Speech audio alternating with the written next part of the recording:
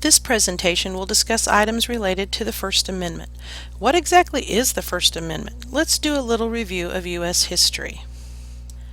The United States Constitution is the supreme law of the United States of America. It is basically the highest law in the land, and all other laws come from the Constitution. It is what creates the presidency, Congress, and the Supreme Courts for jurisdiction. Additionally, each one of the states also has their own constitution, but the U.S. Constitution still presides over it. The Constitution was developed in Philadelphia when the United States was a brand new country. A group of men called the Framers felt the country was not as good as it could be, so they set up a meeting called the Convention, and it lasted 4 months, from May to September. During the convention, many ideas were presented and discussed from representatives from all 13 states. When it came time to ratify or vote on the adoption of the Constitution, it would require 9 states to vote it in. It did pass, but not all states came on board immediately. Although the framers knew this new document was not perfect and was actually a big compromise, it was as good as it was going to be at the time, but they wanted to leave room for growth and change if it was warranted. To do this, they added an amendment process, which would not make it too difficult to execute changes, but also not too easy either. To make an amendment requires a 2/3 vote in Congress, and then 3/4 of the states must also agree to ratify a new amendment. It should be noted that the President of the United States certainly can voice an opinion about a proposal, but cannot veto an amendment proposal or the ratification. He virtually has no power here. It should also be noted that most amendments came about to change a ruling by the Supreme Court or out of societal issues for change. It should be pointed out that there have been plenty of failed amendments, meaning that they never passed the vote of the states. The Constitution originally consisted of 7 articles and was adopted in the year 1787, ratified, and went into effect 2 years later in 1789. Over time, things have changed and items have been added to the U.S. Constitution. These additions are called amendments. Since the Constitution's adoption, it has been amended 27 times. 2 years after it went into effect, Congress proposed more changes, and those changes were ratified 2 years later in 1791. Some of the states wanted certain rights as citizens to be included in the Constitution. They wanted rights that could not be taken away by the government, and as a result of this ratification, the first 10 amendments were outlined and were given a special name called the Bill of Rights. The Bill of Rights still stands today, but additionally, there have been 17 more amendments through the years to bring the total to 27 amendments to the U.S. Constitution, but the Bill of Rights is still referred to only as the first 10 amendments. The last ratification was done in 1992. If you want to see the original U.S. Constitution, there are original handwritten copies available for viewing at the National Archives in Washington, D.C. There were numerous handwritten copies of the original document so that each of the 13 states possessed one, but over time some were lost, stolen, etc. Let's take a look at the First Amendment.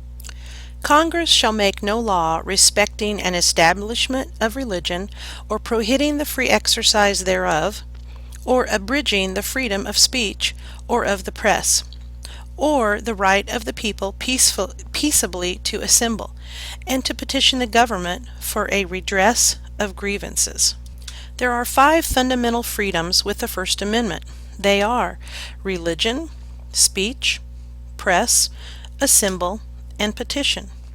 Let's focus on the freedom of speech and how it pertains to school situations. Schools offer to teach the students and prepare students, especially the high school age students, for life after high school. It is only natural that young adults will want to be heard and stand up for what they believe as they make their way into adulthood. They may wish to express their ideas through speech, posters, clothing, etc.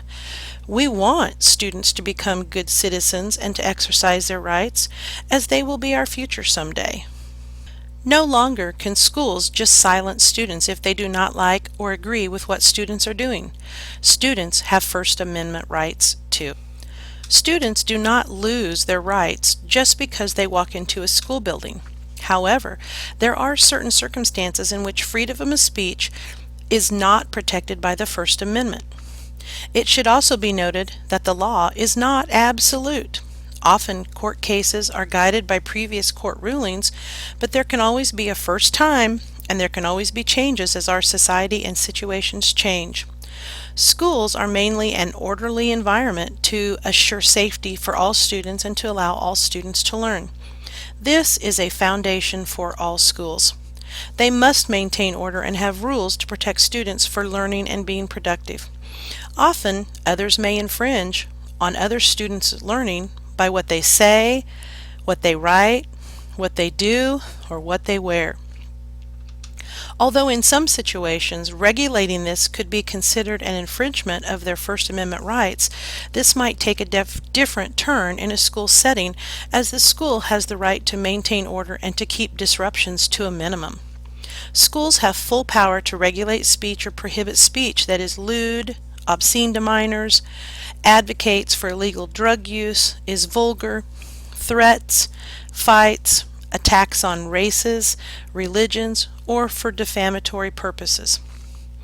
Some of this speech is not defamatory just because it might express negative or hateful opinions of an individual or group, but what is disrupting at school. If a speech appears to be endorsed by the school has the authority to prohibit it if it has educational concerns. If it is not school-sponsored, it has a good deal of protection under the First Amendment. Some speech is referred to as hate speech and is not protected by the First Amendment. Anything that could inflict harm on another or anything related to violence or a violent theme is not protected by the First Amendment. Other speech that could have an adverse effect, such as falsely shouting "fire" in a crowd, is also not protected. Even pictures drawn about violence and found 2 years after students are gone have not been protected by the First Amendment in a court of law.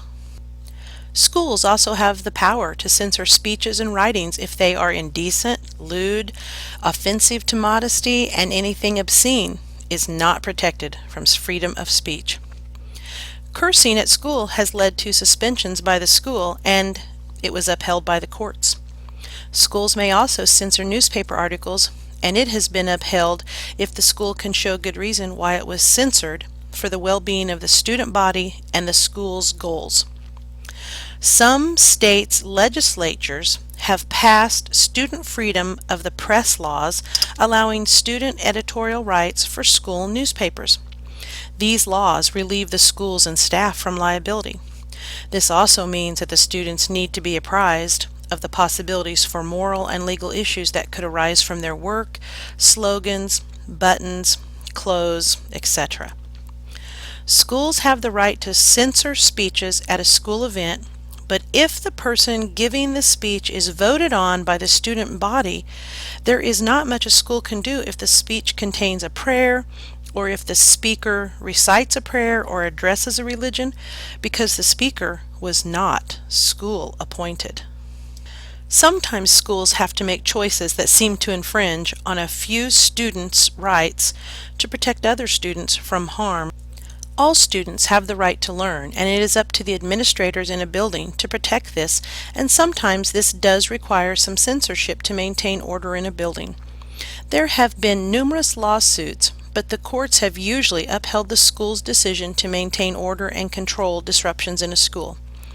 The bottom line is that the schools and administrators may have to use censorship to protect certain students and to protect their learning environment, and in doing so may have to make some unpopular choices which could in turn, and have already previously, ended up in court. Freedom of speech, though, does sometimes come with a price. Sometimes there is backlash for what has been said or done under the parameters of free speech.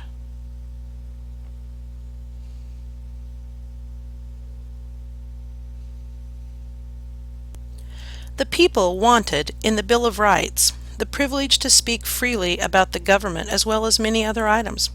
For example, if someone does not like the president's haircut, they can speak of this without fear of punishment, but without freedom of speech, anything said about the president could be grounds for prosecution or punishment.